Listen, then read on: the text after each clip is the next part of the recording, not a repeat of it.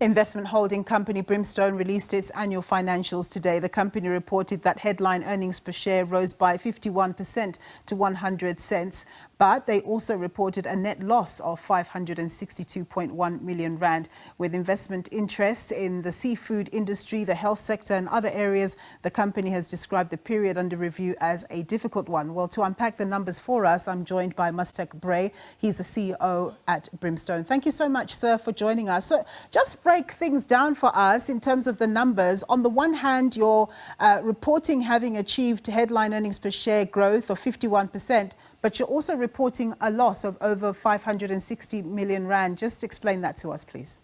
Yeah, let me start with the loss. Thanks, first for having us on the air.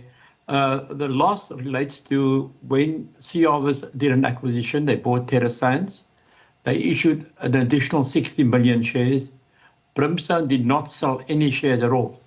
So this is a pure book entry as a loss of control. We went down from 53 or 54% to about 44%.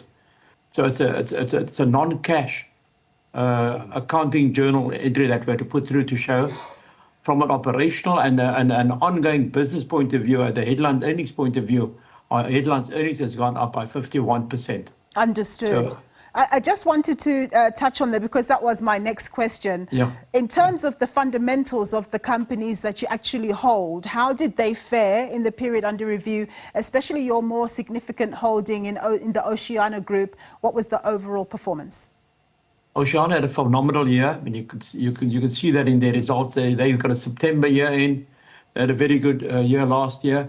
About 2 weeks ago, they came out with a trading update to say that the current year is not going that well, in that the international fish oil prices and fish meal prices have come down now that Peru has gone back fishing again.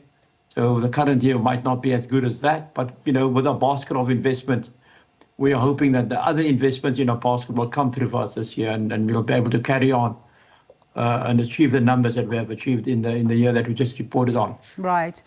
So, Mustaq, having decided to dispose of a few assets to bring down your debt levels, what's the debt picture looking like right now, and is it in line with your plans? Yeah, we're ahead of our plans at the moment. We had planned and we told our funders we'll reduce debt by 600 million by December 2025.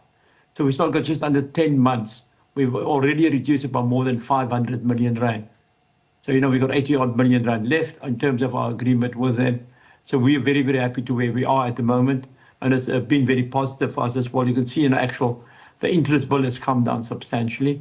There's been a marginal interest rate reduction, but the fact that we've repaid capital of more than 500 million rand has started to make a dent on the interest bill line as well. And that bodes well for the future as well. Yeah. Well, speaking about the future, I mean, I know the mission right now has been getting rid of that debt, and that's resulted in the disposals in the process. But are there any potential investments that you're eyeing for growth in the future?